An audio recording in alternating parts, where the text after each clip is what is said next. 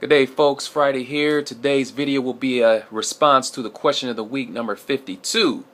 Alright, so this particular question was posed by our friend Najee Woods. Mr. Woods asked, what are the benefits of traveling while you're studying a language? Okay, very good question. So let's get right to it. There are several benefits of traveling while learning a language. The first one obviously will be the immersion. I think this is probably the best thing about traveling when learning a language. Why? Because you actually get to be fully immersed in this language, hear it every day, all night, wake up the next day and just hear it. You get to hear this language on a daily basis, and this is very important, especially when you're trying to become very, very fluent in language, get used to things. Of course, you can do this in your own country, but it will be a bit more difficult. You will have to put more effort into doing this, unless you have places. If you live in, unless you live in places where they have these particular towns, like Chinatown, Japantown, Koreatown, where you can actually go to these places every day, and you can immerse yourself there.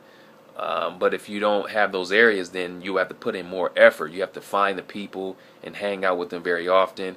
On top of that, watching a lot of videos and television, or whatever you can get your hands on in terms of authentic content, authentic material. So that's the main thing for the main benefit of traveling while learning a language. You pick up, the mannerisms of the people. The accent, all this stuff play a big role in this benefit while studying the language. The second benefit I would say is, perhaps this goes hand in hand with the first one, is basically just living. You're living this culture. Okay, you're experiencing the mannerisms, the way people speak, the way they eat, the way of life. You experience this firsthand, and this is a huge benefit because, again, like I said before, if you don't have these areas where you live in your own country, it'll be pretty difficult to actually pick up all of the mannerisms of the people, just the way they do things in general. You can watch videos, TV, that stuff is good, but it's not like actually being there in the country. I could speak from my own experiences from when I went to Taiwan. I met a lot of Chinese people. I met a lot of Chinese people from Taiwan, Taiwanese. I met a lot of them here in the U.S., but it wasn't the same as it was when I went over there, because I learned a lot more things, and just I was able to see firsthand how these people live. And it's a beautiful thing, and this is something that I would advise all of you. Of course, if you're into learning a language, or you plan to learn language, at some point in time you need to travel over to the language of the you need to travel over to the country of the language that you're studying, so you can experience all of this. So like I said, this goes hand in hand with the first benefit, perhaps. What is another one? Another benefit is just breaking misconceptions and stereotypes. We all pick up these. We all have these stereotypes and misconceptions about certain countries that we've never even been to before. And this is, it's not a bad thing. It's all about education and just learning the experience. You don't know until you learn. So we all have this at some point, especially growing up. As a child, we take on these misconceptions and stereotypes.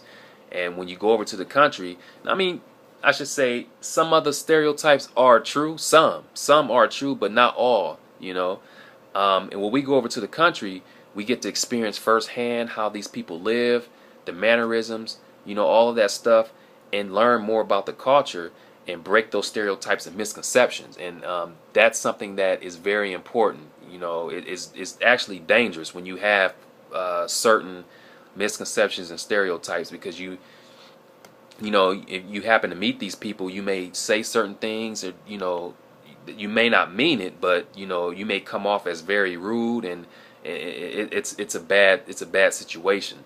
So I think that's another huge benefit of traveling while studying a language. I mean, you don't even necessarily have to be learning a language to do this. You can just go over there and just live the culture. Just, you know, immerse yourself in it just to understand how these people live, just their way of life.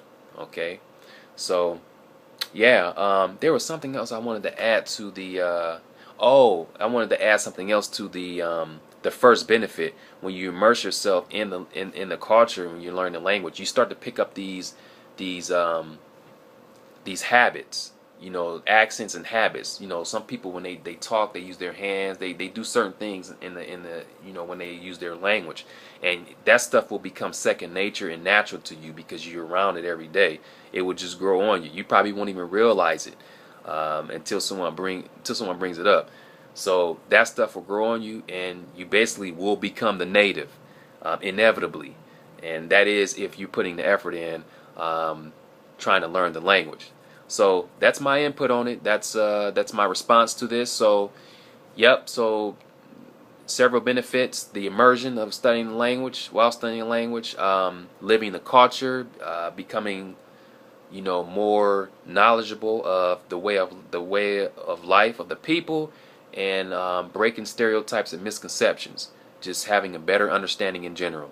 So yeah, that is it. That is the video response to question of the week number 52. If you haven't seen that, I'll post this as a response as usual. And if you want, feel free to make a video response or just comment below. Thanks for viewing, and you guys have a great weekend.